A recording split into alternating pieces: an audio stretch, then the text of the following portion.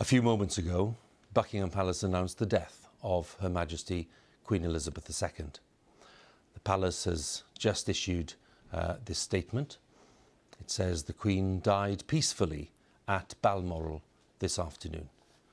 The King and the Queen Consort will remain at Balmoral this evening and will return to London tomorrow. Within the past few minutes, Buckingham Palace has announced the death of Her Majesty Queen Elizabeth II. To recap on the statement, the Queen died peacefully at Balmoral this afternoon.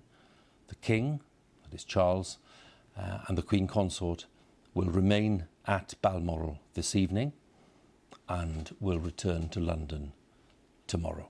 Tħabbret il-mewt ta' Reġina Elisabetta II fl-età ta' 96 sena. Hija kienet l-iżjed reġina li servit f'din il-kariga. Fil-fatt hija kienet ilha reġina għal 70 sena u kienet ir-Reġina ta' Malta sal-1974 meta Malta saret Repubblika. Hija ħadet l-aħħar nifs ta' ħajjitha ġewwa l-Kastell Balmoral fl-Iskozja wara li sigħat qabel inħarġet stqarrija tgħid li r-Reġina iddaħħlet taħt superviżjoni medika wara li t-tobba kienu inkwetati dwar il-qagħda tas-saħħa tagħha. Madwarha marru bina il-Prinċep Carlo u t-tfal tiegħu il-Prinċpijiet William u Harry flimkien ma' qraba oħra mill-familja irjali. Ir-Reġina Elisabetta II twildet fil-21 ta' April tal-1926 f'Londra fi żmien it-tmexxija ta' nannuha ir-Re George V. Hija kienet it-tifla tad-Duka ta' York li aktar tard sar ir-Re George VI. Matul it-tmexxija ta' nannuha hija kienet it-tielet waħda li jmissa sabiex tmexxi l-Monarkija tar-Renju Unit.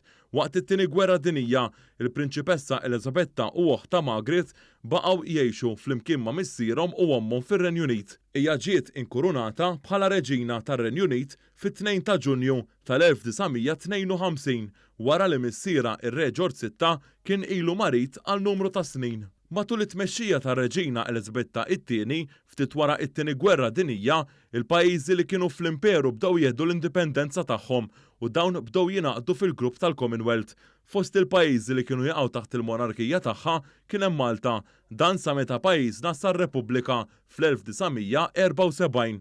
Matul it-tmexxija tagħha ġew iċċelebrati il-Ġublew tal-Fidda, il-Ġublew tad-Deheb, il-Ġublew tad-Djamant u l-Ġublew tal-Platinum. Dan tal-aħħar ġie ċċelebrat f'Ġunju li għadda.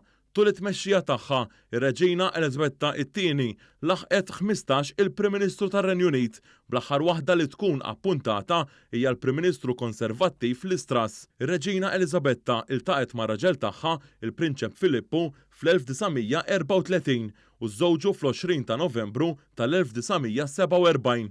Huma kellhom 4 titfal lill-Prinċep Carlo, il-Prinċipessa Anne, il-Prinċep Dwardu u l-Prinċep Andrew. Huma għamlu 73 sena miż-żewġin, hekk kif il-Prinċep Filippu miet fid-9 ta' April tas-sena li għaddiet. Ir-Reġina Elisabetta II għandha rabta b'saħħitha ma' Malta, hekk kif hija għexet f'pajjiżna ma' żewġha il-Prinċep Filippu, hekk kif kien stazzjonat bħala uffiċjal navali f'pajjiżna. Il-koppja irjali kienu jgħixu f'Villa Gwardamanġa. Kemm damet Reġina tar-Renju Unit hija żaret lil pajjiżna 6 darbiet. Dan hekk kif hija żaret lil pajjiżna fl-1954 u fl-1967 meta hija kienet għadha ir-Reġina ta' Malta. Imbagħad hija kellha żjara statali wkoll fl-1992. Fl-2007 ir-Reġina Elisabetta u żewġha għattu lejl f'Malta sabiex jiċċelebraw is-60 sena miż-żwieġ tagħhom. Fl-2005 u fl-2015 ir-Reġina Elisabetta żaret lil Malta minħabba laqgħat tal-Commonwealth magħrufa bħala iċ-Ċogim. B'dik tal-2015 kienet l-aħħar żjara li għamlet f'pajjiżna.